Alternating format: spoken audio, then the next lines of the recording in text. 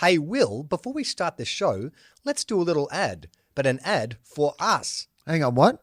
We're doing an ad for us on our own show? That makes no sense at all, Charlie. So it's a very TOFOP idea. I'm in. Well, it's exciting news. We haven't been on a live stage for 4 years, but we're going to do that again at the Great Australian Podcast Festival in November in Melbourne.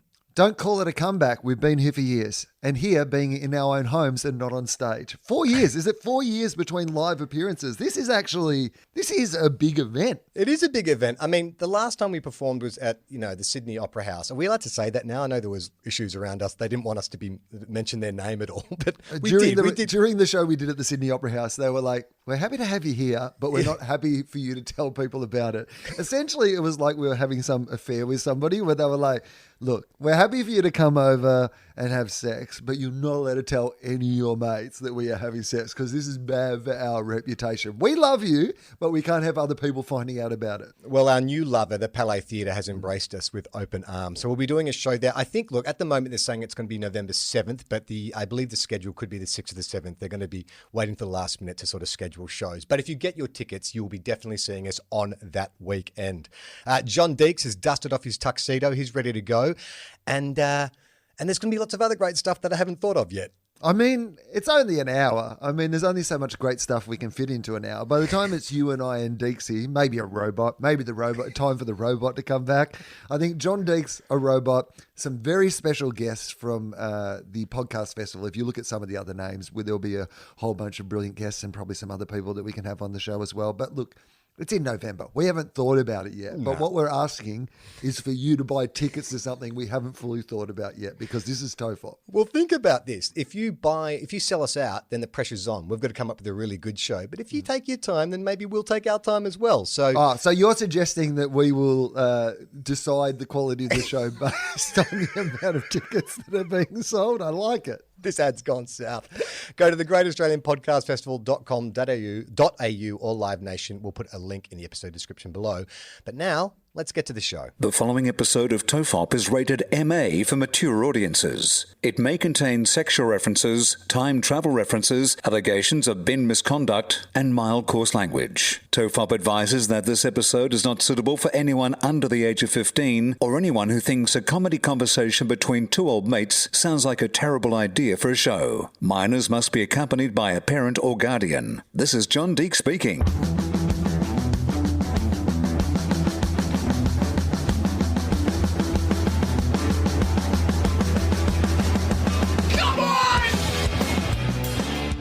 Everyone relax. This is TOFOP. I'm Charlie Clausen. I'm Will Anderson. Hello and thank you for watching.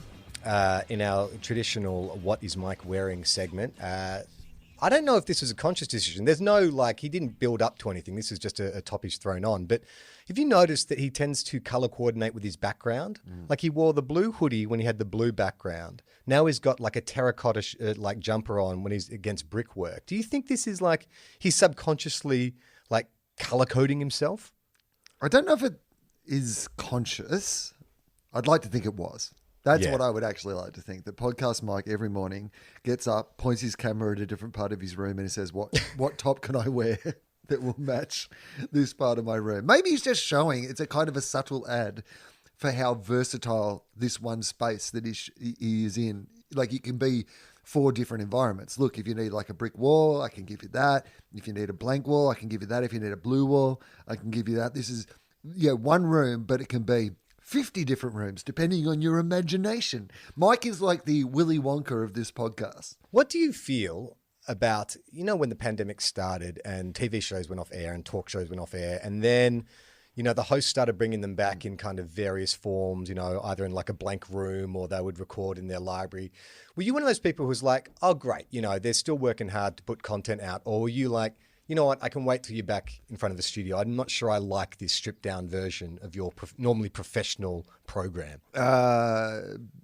Depended on what it was, I think. There are some shows, this is a bit different, but I'll start with this and then I'll get to the ones who are doing it at home. So there are some shows that I almost enjoy more without a studio audience. So 2 examples, like our good friend Charlie Pickering's show, The Weekly. For whatever reason, I just think that sometimes the audience would get in the way of the jokes on that show. Right. You know, like there's a difference between playing to an audience in the room or being able to execute what is you're trying to do comedically. And I think that they've been better at executing what they've done comedically without the pressure of the studio audience there in the room. And I would say the same thing for Sean McAuliffe's show, Mad as Hell. I've enjoyed them both without the audience. Of the ones who went to home, John Oliver, absolutely love it. Absolutely love John Oliver doing his show from home. Like they should, while he is in there, they should be bricking up his house. Like from the outside, he's not aware of it. He's in there doing his show. Like people should be, HBO should be down there. And he goes to open the front door and it's been bricked up and he's been bricked in because his show is amazing at home. But then you go to those Tonight shows, your Colbert's, Seth Meyers. Yeah. They miss the studio audience, in my opinion. Yeah, it's interesting, isn't it? Because I know we differ on Seth Meyers. I quite like Seth Meyers. I like a closer look. I think it's a good segment. But I have noticed that one of my pet peeves on radio is when they will bring in offsiders into the studio to be just in the distance, to just fill the studio with a bit of laughter when a joke's going. Because to me, it's like, oh, this feels artificial. And I think that's what has become of those guys is they're now so leaning heavily into their PA standing to the side or the cue card guy or the producer or whatever. And it's getting so in-jokey now. It's like, oh, this is no longer, you're so desperate to have the energy of an audience. You're trying to work off like your co-workers. And at the start, it's like, oh, there's a bit of Letterman thing there where you bring in, all the crew and stuff, make them personalities. But to go back to the well again and again and again, it's like, someone get this guy an audience, please. Well, I've hinted at this a few times and I still can't fully announce it because the proper announcement will come in a few weeks from now. But I'm leaving TOFOP. For those who have been listening closely over the last year or so, you might be aware that I'm working on a new project and we're getting close to the idea of making and showing people this new project. And one of the things that this new project ideally would have is a studio audience. Now, we did Gruen without a studio audience last year, but that was okay because we'd done 12 years of doing it with a studio audience. You then can just go, well, this is different. Like it's COVID times. We've had to do it without the studio audience. It changes it, but you already know what the show looks like with an audience. I am now going into a scenario, particularly with the COVID situation in Australia, where there's a real chance that we might have to debut a show that was designed to have a studio audience without a studio audience. And that is terrifying. Yeah. Because even with Seth Meyers or, like Stephen Colbert, you still remember what their show looked like when it had a studio audience. And you go, yes, he's doing it at home right now, but we remember what it'll look like when he goes back in front of the studio audience. Whereas for this new show, because no one's ever seen it with an audience, the idea that we might have to start it without an audience is we are now having those conversations around, do you let the cameramen laugh? Do you have, the PA in the corner of the room so that people can hear some laughter in the background? Or do you just make this show where you do it without the idea that there are people laughing? I mean, it puts tremendous pressure on your crew. Like, we've both worked on shows where you've got some guys who, their lifers have been in this job for 30 years. They've pretty much seen everything. And it is a tall Amused order. by nothing. Dead inside. Yeah. Yeah. And it's like a tall order. You're sort of coming out and you're doing your little ad lib or whatever, and a wink to them. They're like, mate, I fucking shot Graham Kennedy. Like, you are not going to make me laugh. And so... And also, I've been here for the 3 times you've rehearsed this bit today. So even if I found it funny at 10:30 this morning, I am well over it by now. And I am, well, look, I am a sympathetic laugher. When I go to see friends' comedy shows and stuff, I find myself overcompensating. I like to try and fill the room and encourage. So I think that maybe I'd be okay in that role. But then, if you go back to the Seth Meyers, Stephen Colbert thing, you can detect it. Like when you hear that laugh, that's the producer or whatever, you're like, I know, that's fake. That's a fake laugh. That's a forced laugh. A genuine titter you can sort of get away with, but it's that one guy, it's the me, who is like forcing that laugh. And I think it actually deflates or derails everything. I want the crew to laugh, but I want them to laugh so much like the camera's swerving around. Yeah. Like the boom drops in. Like this is really going well, this show. The crew cannot control themselves. Has the Joker released Smilex gas into the studio? Because these crew are going bananas right now. So you think if, say, let's just say, for example, you were going to watch a new show that like is the sort of show that would normally have a studio audience, and it was going to have to launch without a studio audience or with, you know, just kind of incidental laughter from a few people in the room. Would you, as a consumer, do you think you'd enjoy it more if there was no laughter at all? You were just watching the show and having to make your own decisions, or would you enjoy it if there was still a bit of like off-screen laughter? I'm definitely a sheep.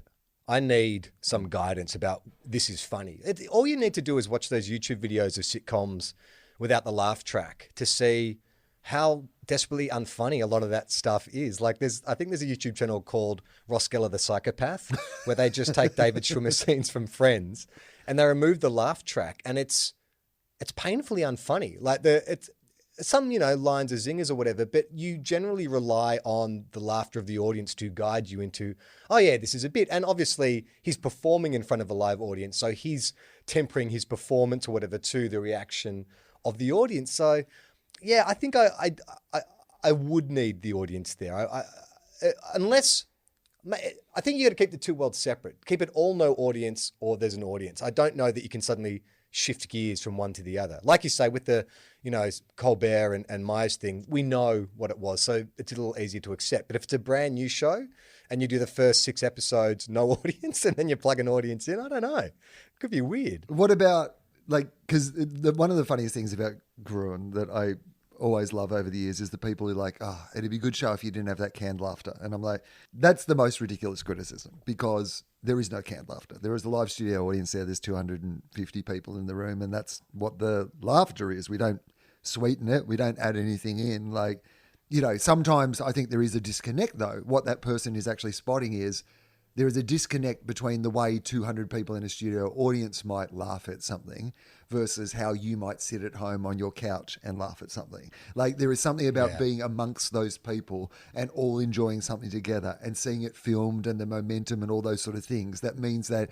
you're laughing in a very big way that might not be the same laughter that you're provoking in somebody who's just sitting, you know, at home on their couch, half on their phone, you know, eating dinner while they're watching the show. They're just not going to engage and laugh at every joke or everything in the same way, right? And what the person at home has missed is, like, in between takes, you're getting up and threatening the audience, aren't you? Well, that's true also, yeah.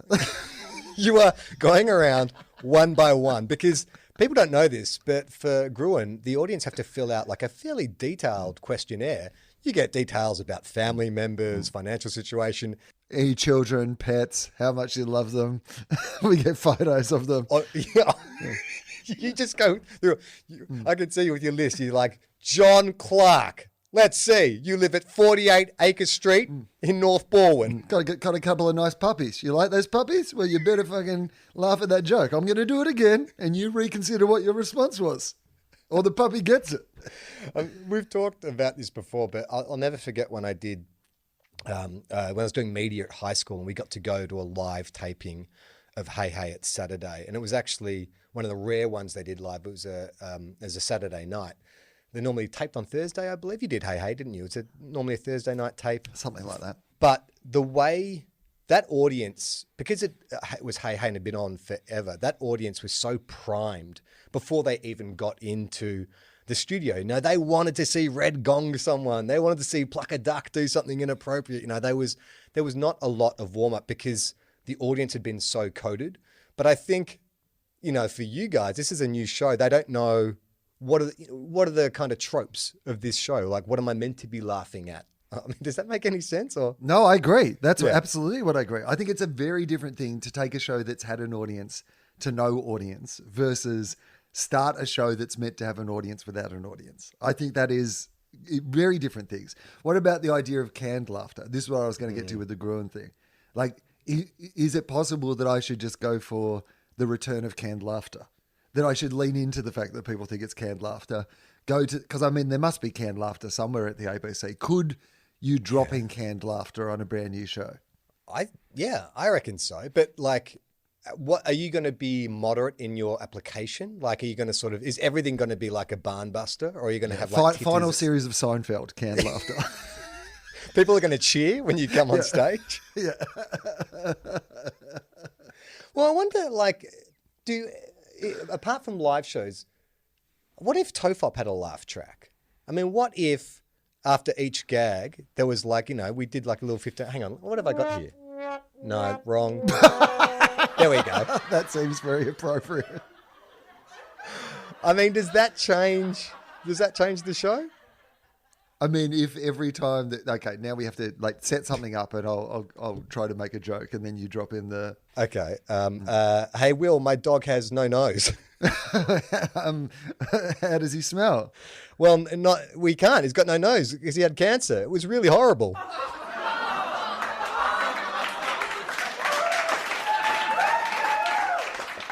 No, doesn't improve. Yeah, I like it. Jury's out. 50-50. Hit us up. Okay, so here's a further question. If you were going to put in canned laughter, it does create the opportunity to really burn someone you didn't like. So if there was somebody that you didn't like, you could invite them on your show, tweak the canned laughter for everyone. But every time they like drop a line, just like leave like a silence afterwards. And they'd be like, it was really good that he invited me on the show. I've never really thought that he liked me that much, but I got to be on his show. We taped it without an audience, but he said they're going to add in laughter later. And then just for the entire show, you do not add in any laughter for that person. I think that wasn't that an episode of the Twilight Zone? I think in the 80s when they did the revival, it was about a comedian who, he was a big comedian and he was driving home from one of his big shows and he has a car accident and he wakes up and he thinks he's in the afterlife. He doesn't know if he's in heaven or hell. And then in the afterlife, they're rushing him he's got to get on stage because he's got to do a big show. And he gets up there and he starts doing his routine and none of the stuff that's just killed is working. In fact, it's just dead silence. And then people start calling out stuff from his personal life, like horrible things that have happened that, when his father abandoned his family and stuff. And all they want to hear is only the worst things that have ever happened to him. And when he starts telling those jokes, that's when the audience starts going crazy. So he's stuck in this kind of like eternal hell where he just has to keep bringing up the most painful things that have ever happened to him in order to get that crazy response. Okay, but what's the Twilight Zone twist? Because that's what comedy is generally in this world that we live in.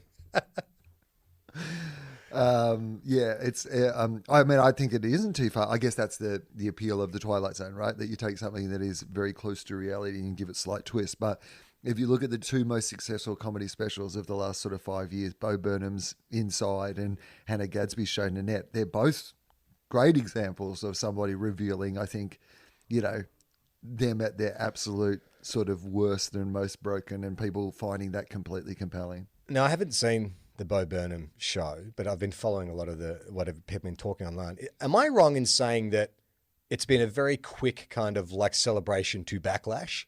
Because it seemed to happen within like a week where people were like, this is amazing. And then people were like, oh, hang on.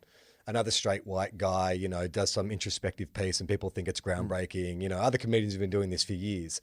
That seemed to happen real quick. Firstly, other comedians have been doing this for years. Go fuck yourself. Like, no one's ever done anything like this, you fucking idiots. Like, that is such an oversimplification of what is impressive about the piece. There is only one, and he's completely mocking the idea of the white introspective guy. That is a complete lack of understanding of what the piece is. It's even, I've seen some backlash to his song White Woman's Instagram. He's like, oh, he's pretty easy to mock white women in their Instagram pages. He pays this incredible tribute to them at the same time as he's mocking them. And then there's this bit in this song where he completely punches everyone in the face who thinks he's mocking them with this like really emotional, like anyway, it is fucking genius. And anyone tells you that it's not genius, people can not like it, but it is an incredible work. And anyone who diminishes the idea that it's not but this is the world we live in now. Yeah. Like it does not matter if you, like, I mean, what do they call it on the internet? Milkshake duck, right? Like the minute that somebody's a hero of the internet, like, 3 days later, you're going to find out they're a racist or a sexist or whatever. Yeah. Just in general, I think we're all at a level now where something either has to be the best thing in the world or the worst thing in the world. It cannot possibly be anything in between those two things. It's 100% that. And it's also... Or 0% that. Yeah, or 0% that. But it's also that thing of, because of, I guess like for lack of a better term, tweet culture or whatever. I haven't seen the special, yet I have these opinions put in front of me based purely on random people. It's like the way news articles now are like, this is the reaction on Twitter. And it's like, who fucking gives a shit what people on Twitter think about this subject? Oh, I read an article the other day that was this like massive backlash against something, and it was reported as if there'd been complaints and blah, blah, blah. And then I read the article and it was one dude. Like literally the entire article had been based on one dude complaining and trying to get other people to also complain. It was one of those people who went online and said, I don't like this thing and everybody else should get on board. But then I read the whole article and clearly no one else had got on board. I'm like, Yeah. you are now writing an entire newspaper article about the fact that one person had a contrary opinion. Yeah. Well, we got some feedback a while back, and I'd actually sort of maybe go, oh, maybe I should examine that, where someone was saying that we are diminishing women when we refer to them as girls. Yeah. You know, just conversationally, we'll talk about girls doing this or girls doing that.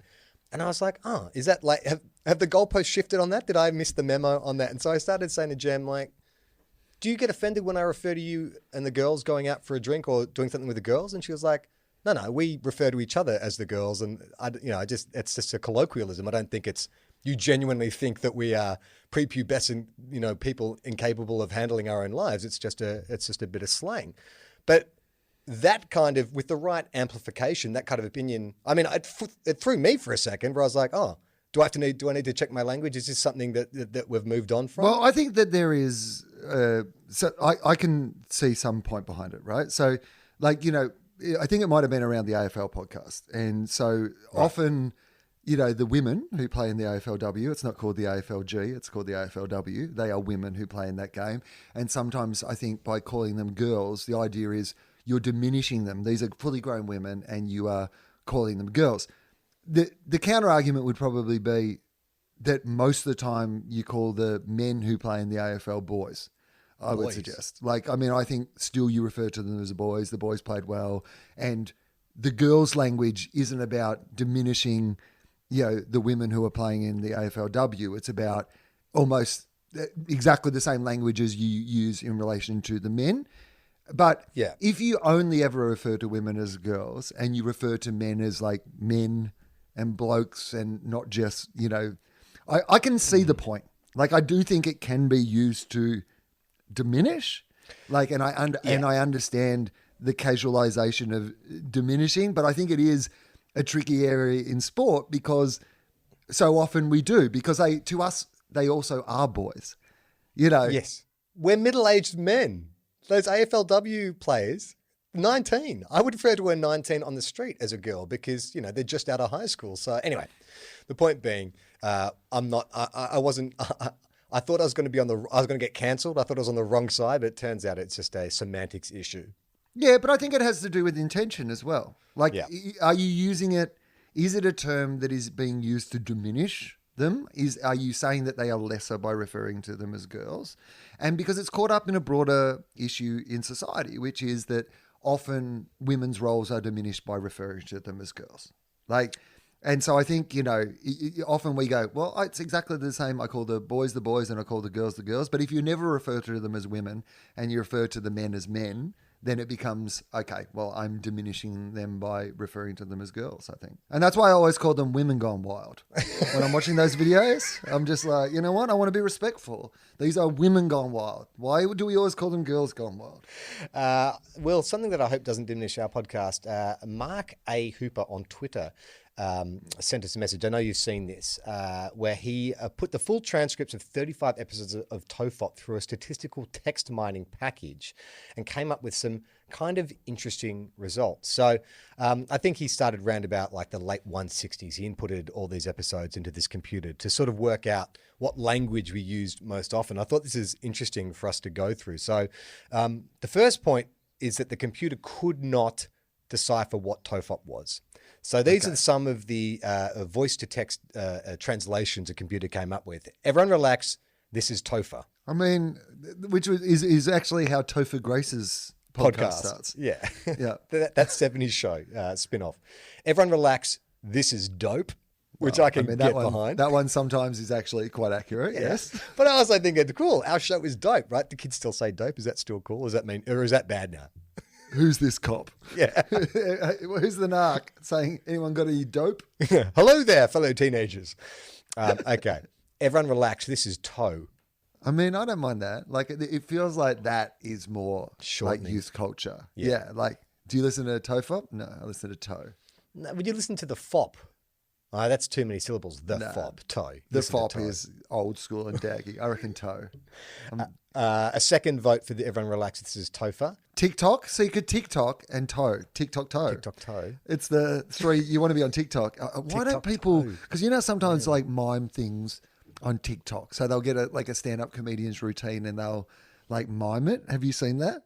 Like, so they'll get like, I don't know, Jim Gaffigan, like his famous bit about Pop-Tarts, and then you'll have some teenager just like miming along to Jim Gaffigan's voice. Why can't we have a subgenre of TikTok called TikTok Toe, where TikTok TOFOP, where people mime various bits of TOFOP to get it out there? I think that would be good. Any of our listeners? I mean, we must have some listeners who are on TikTok. I don't even know what the demographic. I know we have a fairly even female-male split. Enough boys and girls listening to TOFOP will, but I don't know what our age demographic. By the way, not just boys and girls, like, Yeah. various like Non-binary. people who identify as not boys or girls. It is a different world to when we started. A better world, but a different But world. I would be interested to know like how many like hip young social media users we have. Shout out, by the way, to the person who I don't know why they sent me this. I just got sent a TikTok of some TikToker. Is that what they're called? TikTokers? TikTokers? I love that you asked me as if I had further information to add. Someone sent me this clip from a person on TikTok, and it is a person, it's this kid, like teenager, and he's standing in front of a bowl of bananas, and it's all bananas of different ripeness. Like, so there's a very unripe banana, and then there's like a really rotten jet black banana. And he sort of does an eeny, meeny, miny, mo. Then he picks up the rotten banana, cuts off the end of it, and squeezes out the fetid goo into his mouth and swallows it all down. No explanation. I've not been able to shake that image from my head for weeks. It was absolutely disgusting. I don't know who you are. Hang on. So no explanation about like why it was sent to you? Is it because of your love of banana pancakes? Surely, right? I think that was it. I think someone is like, I'm going to get this motherfucker with his love of pancakes. And it's, you know what? It's kind of worked because I can't look at a banana now without seeing that the TTT, the triple T, sucking down that rotten banana goo. See, this is what I don't understand about like, TikTok culture, because it does seem to be a lot of what can I do that is gross or harmful that will get me a lot of views. It used to be planking, right? It used to be, that was what it was. Like people plank and it's like, get a photo. Now it's like suck down a rotten banana. I mean, yeah, it feels like I'm glad that I don't have to compete in that world. Yeah. I'm glad that's not the era of entertainment that I've grown up in, because I'm not that desperate enough to be in the entertainment industry that I'm eating a gross banana. That's my cutoff. I'm willing to do a lot of things, but I'm not eating a gross banana. When I did the Weekly Planet a couple of years ago, I made the mistake of mentioning that I have one phobia, which is, I believe it's pronounced trypophobia, T-U-R-Y-P-O, which is an aversion to seeing holes close together or round objects clustered together. And I think from a psychological point of view, it has to do with identifying rotten meat or something like that. But it's something that just unnerves me to different levels. And then the Weekly Planet audience, which is much bigger than the TOFOP audience, then bombarded me with every trypophobic image they could find. And there was one that was a clip from a documentary about a frog in the Amazon. And even talking about it, I'm actually getting a bit like goosebumpy. This frog, she keeps her young in little pouches, little holes on her back. So she's like swimming along the bottom of this river, and you see she's got these little kind of like little just like boils on her back with like feet and stuff sticking out of them. And then occasionally the boils open up and a young frog will come out of it. Someone sent me that, and I had the closest thing to a panic attack I have ever had before. Like, it's never happened to me before where I could not stop thinking about it. I was meant to meet Gemma and a friend for dinner.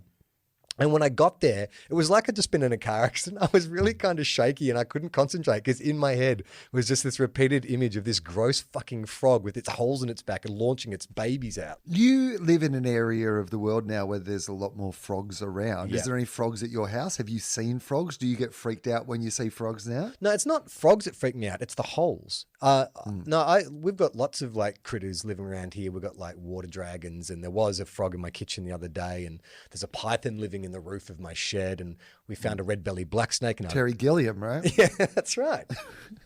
He's saying something controversial about the sketches they used to do. Political correctness gone mad.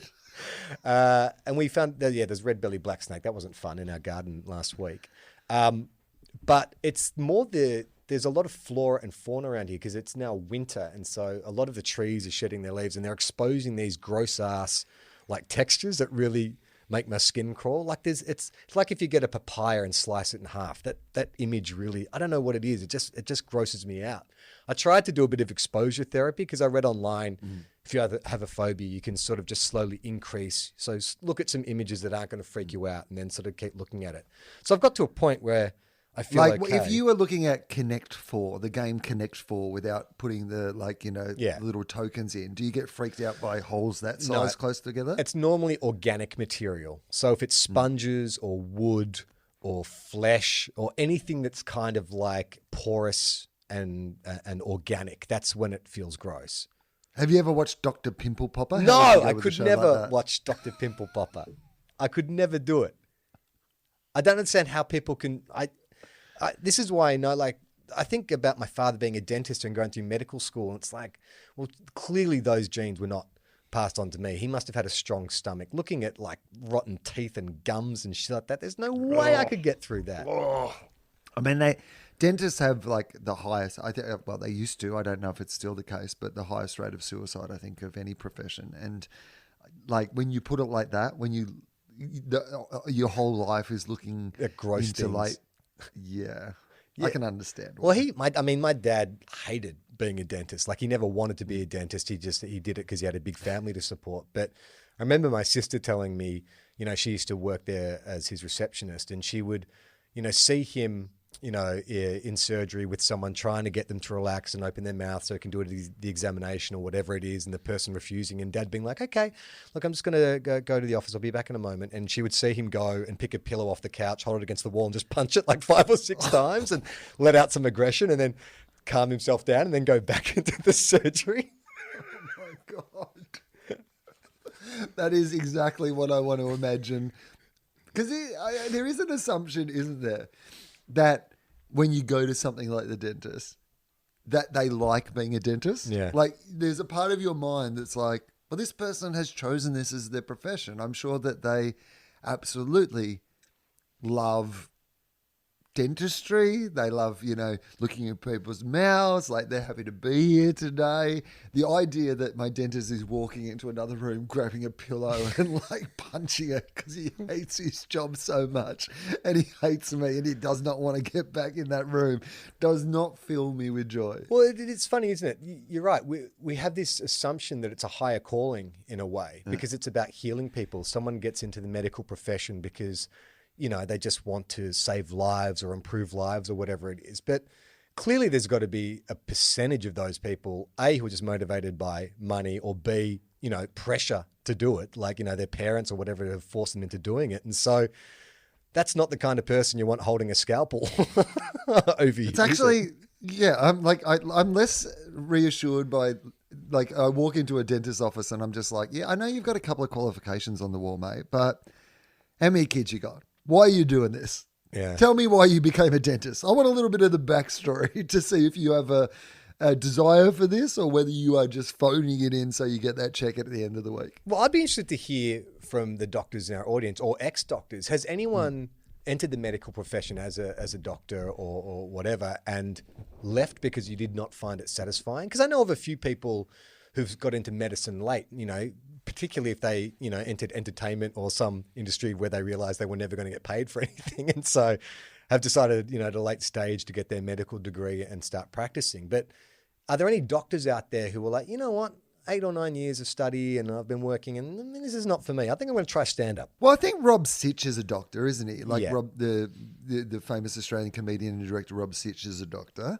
There's a few people who've been in the medical profession, I think, who've gone into entertainment. But I think that what you are, there's two things, isn't it? There's the entertainer who's like, shit, you know what, this is no good, but I'm willing to go to university for 7 years to do something that is my passion, versus the person who's gone to university for 7 years to learn how to do something, who then has to chuck that in to go and like, you know, be an entertainer. It is, I guess once you're a doctor, I mean, I guess you have to keep your eye in, right? Yeah. Do they have... Well, Ken like, Jeong, is it his from Hangover movies? He was a doctor, right? Dr. Ken, I believe. Yeah, Yeah. he is, I believe, a doc. I mean, I like the idea that, I mean, imagine if that's your second profession, your fallback profession. I mean, not It's like, bad. if this doesn't work out, I can always go back to being a doctor. Well, then there's obviously the non-medical doctors, like John Cena, who is a doctor of thugonomics.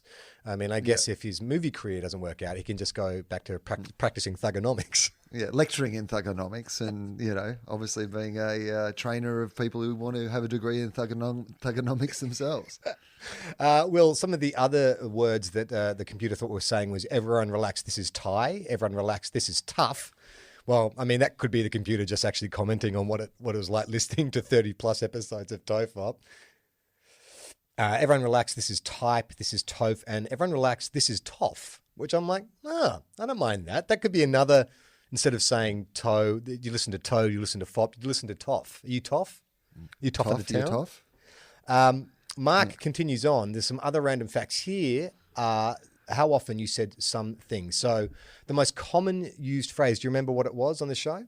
No, I didn't. I really didn't pay much attention. I just looked to see that it was okay and then moved on. Well, appropriate you say that, because the phrase "I don't know" is, well, it's not the highest. It's the second highest phrase we used in 35 episodes. I don't know. The highest. That's good though. I think that's a really good message to get out there, because we live in a world of like over certainty. In fact, I would say one of the biggest problems in the world is that people are just incredibly certain about everything they think at the moment, and that TOFOP is a place that you come to for uncertainty.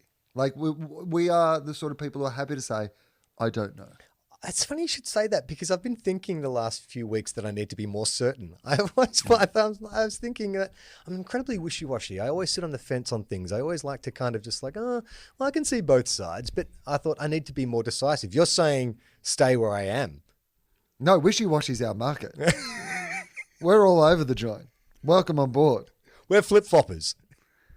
Absolute flip-floppers. We should actually put out a range of flip-flops. That would actually be good merchandise for us, is like TOFOP songs, because this is a podcast of flip-flops. I imagine over the years, the amount of things that we've come down hard one direction and completely changed our mind on in sometimes the same episode.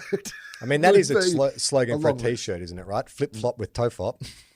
Oh, see, that's good. Okay, the number one word we used was film in those 35 episodes. I was a little surprised by that. Comedy came in second. I would have thought we talked to comedy more than we talked film. Well, in those particular 35 episodes. In those though, particular so you don't 35 know. episodes, yeah. We used the phrase "one of those things" 75 times. That surprised me. That doesn't feel like a common phrase I would reach for. It's just one of those things. It's one of those things where you... Oh, now that I think about it, yeah, it's one of those things. Again, it's very vague. It's very non-committal, isn't it?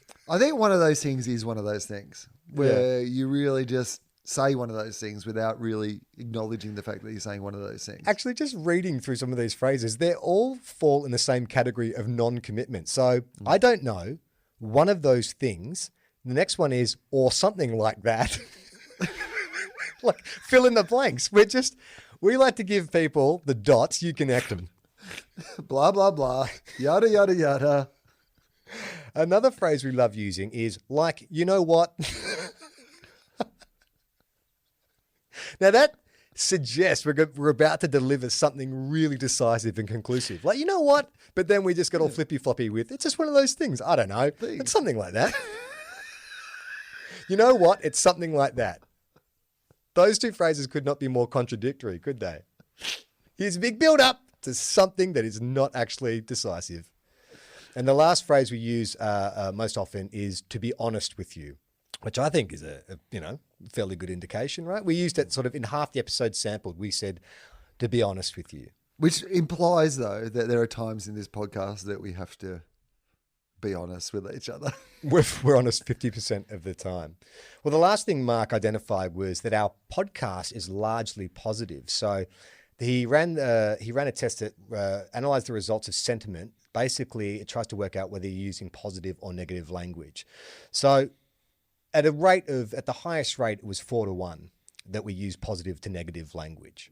Yeah, I think we're more positive than we're negative. We're not one of those kind of like edgelord kind of podcasts where we just come out and we hate everyone and everything. If we got more anti-PC, like I think we could swing that back the other way. Like for a podcast by two middle-aged white guys, two middle-aged white boys. White boys, sorry. Yeah, for the sake of equality. But I think if we wanted to kind of get more into that market of like, we just need to lean into what our demographic is, the majority of the time. Yeah, I think so. Like, I mean, we have firm opinions about some things. Point Break. The big issues. How to escape a killer drone. We find our hills that we want to die on. That actually reminds me, someone did send a tweet. They went past the Macadamia Castle and they found that night. So I was confused. I thought the sign at the Macadamia Castle was just a 2D billboard, but there's actually like a giant suit of armor that is like a 3D structure. And the listener who went there took a photograph. There's actually an entrance up the anus of the night. So you could live in there theoretically if you wanted to hide out from the drones. I think that's a great place to hide. You've got the Macadamia Castle right there. You can bust in at night, make yourself some pancakes. Do you reckon if you're ever busting in the anus of the three-dimensional macadamia night, he's like, that is only an out hole, not an in hole, mate? Well, let's get to some mail. Okay. I'm trying very hard to get through this mailbag because it just keeps bloody filling up. All you people just always want to hear from us, which is great. We love mail. This is from Mick. And female. And female. Also. And boys and girls. Yeah, you can go to tofop.com to send us a message. Or you can go to email tofop@gmail.com or female tofop@gmail.com. No, that second one's not true. I'm not setting up a separate email account. Mick, who has pleaded with me not to use his last name. Tofop, intermittently, you two speculate as whether prisoners listen to Tofop whilst in jail. I can confirm that it's highly unlikely in Australian prisons, as generally speaking, inmates don't have access to the internet. That's what I would have thought. However, occasionally on a night shift, I've been known to listen to the pod on the computer at work as an effort to manage my fatigue. This has occurred in a segregation type unit where the prisoners in the cells closest to the office can hear the computer speakers. So I can confirm that there have been prisoners who have heard Tofop in jail. However, at around 2 a.m, their reviews were not as positive as you would have hoped. Thanks for all the pods. Cruel and unnatural punishment, I believe, is how they would describe that. I mean, if they use that as a deterrent rather than the actual prison sentence, it's like, look, you go into a minimum security prison, you'll be able to exercise and get, 3 meals a day and stuff, but you'll have to listen to Tofop for 4 hours a day. I think it would put people off crime. I think the crime numbers would plummet. Our next message is from Kyle, who says, this was another bit of bot correspondence we've received I wanted to talk about because it's happening to me a lot. So this is Tofop from Manscaped. Hi, TOFOP. I'm on the podcast marketing team at Manscaped. We recently launched our Lawnmower 3.0 and other products in Australia. I was hoping to connect with you for the potential of advertising on your podcast. If you're interested, please follow up and send over your podcast links and socials, your demographics, and the average age and the average number of downloads per episode. It will allow us to move forward. Now, Will, I've been targeted in my on Twitter and on Instagram by not this company, but a number of ball shaving companies. Okay, so I mean, there are some podcasts already that have Manscaped or whatever it's called. Like I've heard some podcasts that I listen to, definitely like advertising for them. It's interesting, isn't it, when there are themes that go through podcasts, because over the years it's been like, do you want like a cheap mattress or do you want like some watches or some sunglasses? Apparently now they've identified, you know what people have? Hairy balls. Yeah. And they really need to do something about their hairy balls. I mean, it really does make you wonder about capitalism, doesn't it? Where it's like, okay, well, one company to trim your balls makes sense. But now there seems to be so many. And in the era of bizarre YouTube ads, like if you notice that if you just, you watch a YouTube video and just leave it running and it automatically loads into the next one, you get these strange, almost like short films, 6-minute ads. And the ball shaving ones are trying so hard. Well, at first they were trying so hard not to mention balls. They'll use every other kind of metaphor. And now they don't give a shit. Now, like I'm expecting to see an ad where it's just a guy with his balls in front of the camera where he's slowly just shaving them for 6 minutes. I mean, you just see some hairy balls.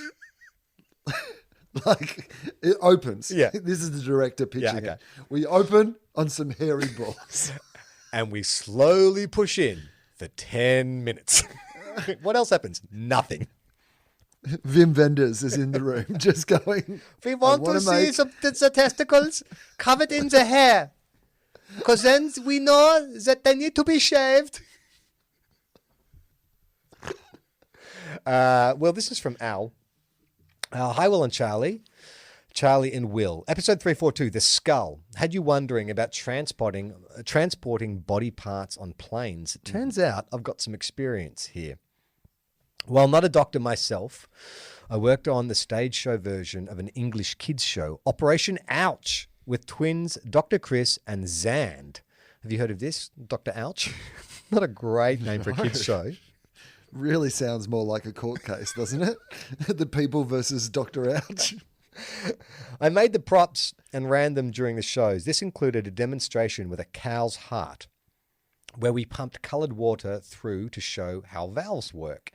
Now, this show toured the country, and one cow's heart wasn't going to last, so we had about 15 to 20 frozen hearts that we had to take around with us and rig up every 2 to 3 shows. The defrost when required and the glue cable tie clear pipes... Then defrost was required and glue cable ties to the pipes in the appropriate holes.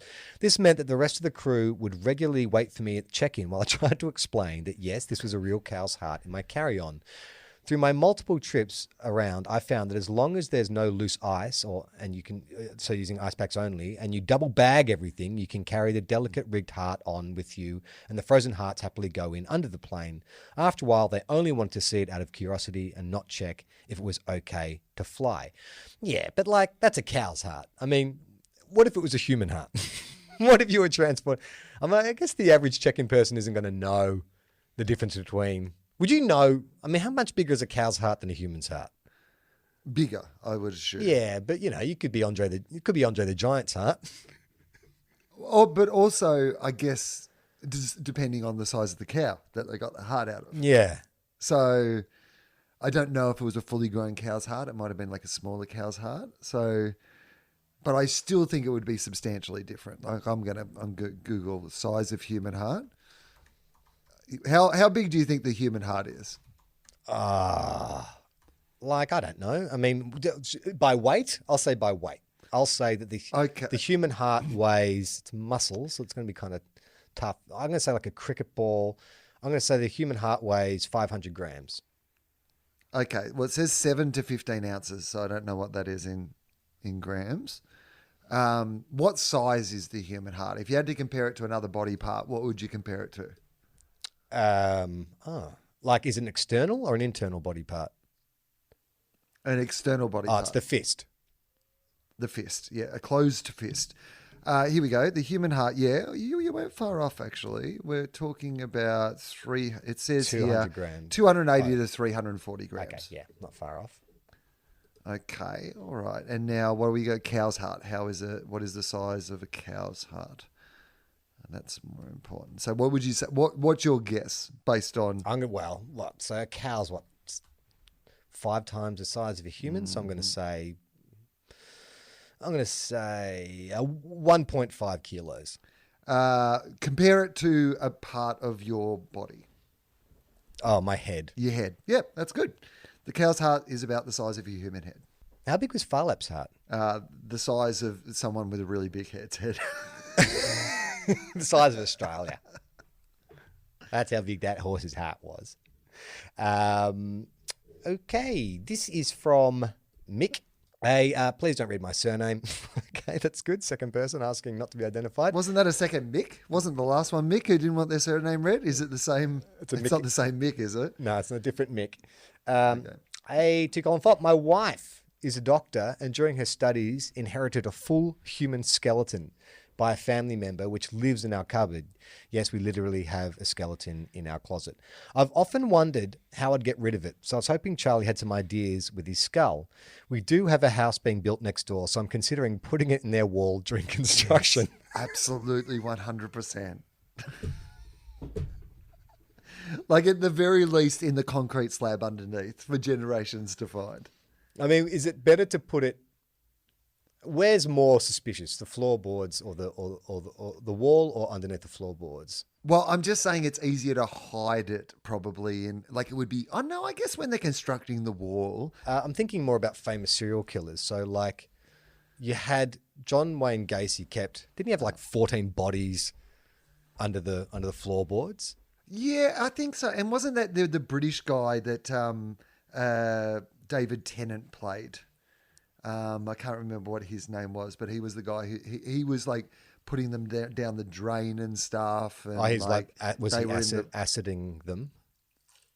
I think he was like just cutting them up at home and like leaving them in his floorboards and in his cupboards and stuff around the house. Well, I think if you're looking to frame your neighbor, putting it in the wall, because no one is hiding a body in the wall because it's going to smell, it's going to be easy to detect. But if it's more conceivable if you're going to hide a body, you just bury it under the house. I think when John Wayne Gacy was when the police knocked on his door, like he claimed, I think he said there was one body down there and it was self-defense. And then he was like, I don't know how the rest of these boys got here.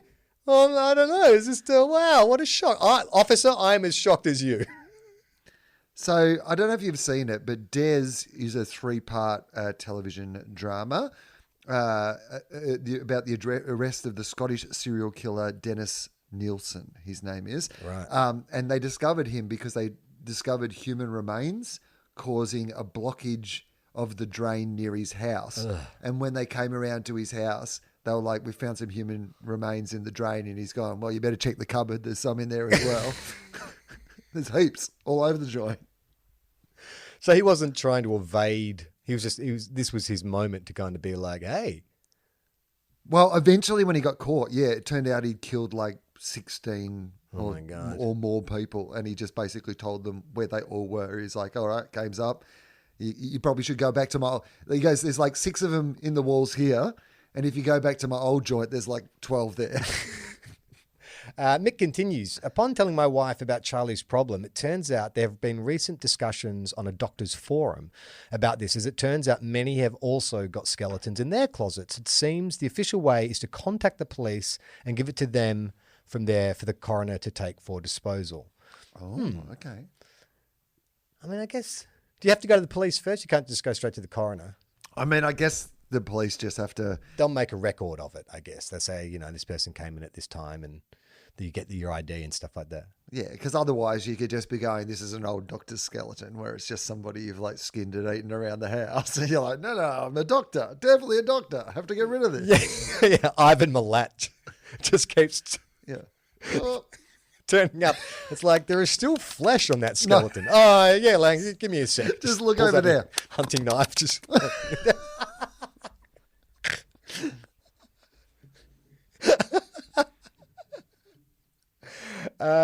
On a darker note, many of their skeletons and parts were stolen from graves. So it's a bit sad to think some family members think their loved one, in my case, a 155 centimetre male, is safely underground, but is really in my closet next to the Santa wrapping paper and kids' hidden birthday presents. If nothing else, it does discourage them from snooping.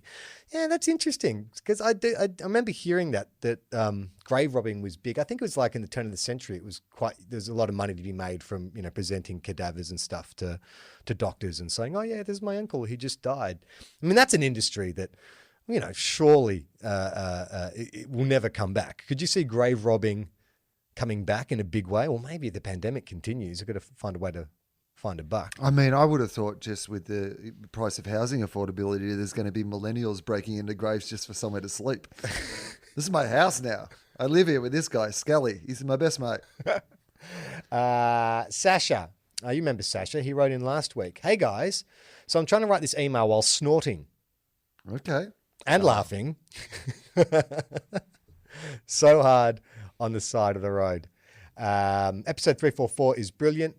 When you got to the Peter Russell Clark clip, I couldn't stop cracking up. Picture me laughing so hard with tears, struggling to breathe while coughing like a crazy person so much that the person in the car alongside me probably thought I should be reported for being a COVID super spreader. It was such a great episode. Thanks for the laughs. Ironically, you also read out my previous email in the same episode, so cheers for that.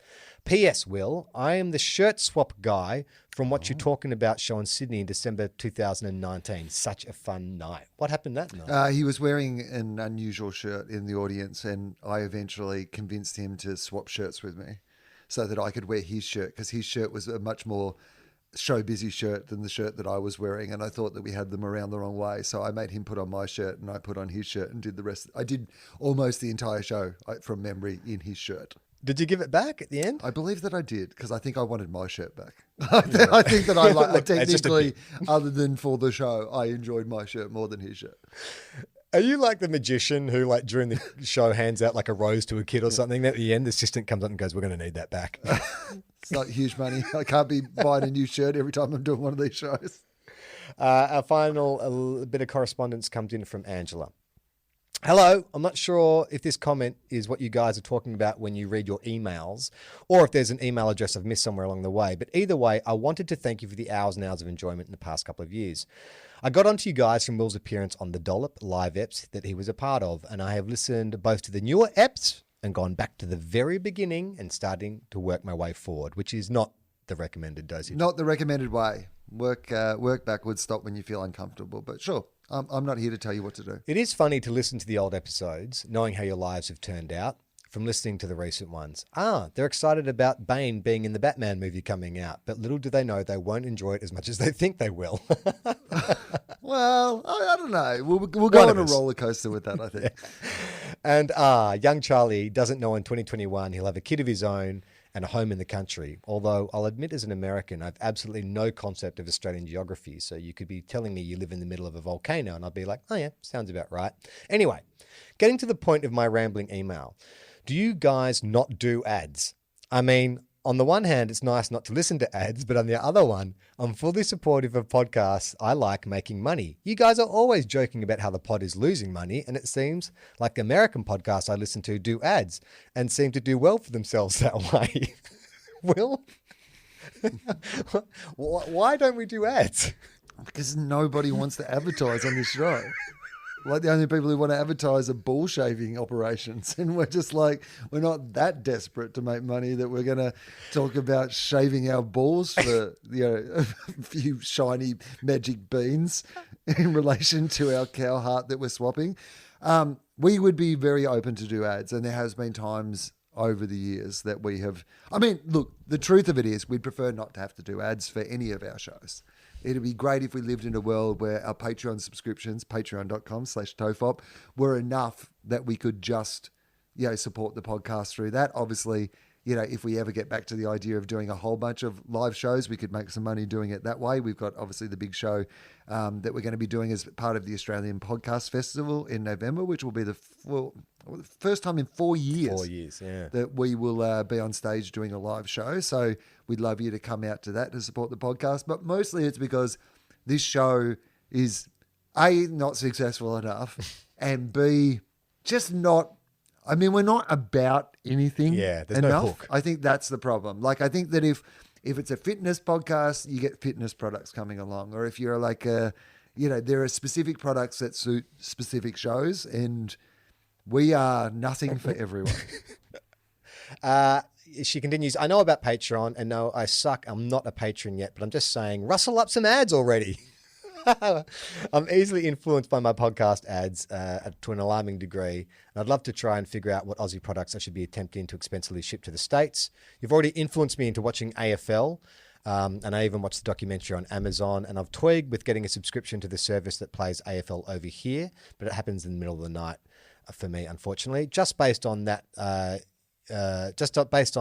show and how you guys keep going on about your teams. Anyway, enough of that. Thanks, guys, for providing so much entertainment Ange. Well, thanks, Ange, for writing in, and thanks to everyone who wrote in. As Will said, if you want to support the show, the best way to do that is at patreon.com/TOFOP. Brand new bonus episode has gone up this week where we discuss, second bonus episode in the space of a week has gone up. We did the Shrek episode, and then we've done another mailbag episode. And you can also get some more free content by going to tofop.com and listen to some of our other great podcasts. Who's on Philosophy this week? Philosophy this week. So there's a couple of brand new episodes that I want to tell you about. One is with Dr. Anita House, who's an Indigenous Australian who's just written a brilliant new novel, but it's NAIDOC week in Australia, so we talk a lot about Indigenous Australian issues and just Anita and her life, which is fantastic. And last Friday, there was a catch-up episode with Christian O'Connell, so the radio DJ, very successful radio DJ, who's been on the show before, but he's written a book also, and there's a brand new episode with Christian to check out. And who's on? You're doing FOFOP this week. Who's on FOFOP? Oh, yeah, Dave Anthony. It's a DOFOP. Dave Anthony is back for a brand new DOFOP, so you can have a listen to that. And I've recorded a couple of ones with Gareth Reynolds and Jen Kirkman coming up in, the next month or so. And Two Guys, One Cup is going strong this year. As we've mentioned in previous episodes, the less we seem to talk about the actual games, the higher the listenership seems to be. Really having fun with it this year. I honestly highly recommend, if you like this show, checking out Two Guys, One Cup. It's basically the same thing. But for now, I'm Charlie Clausen. I'm Will Anderson.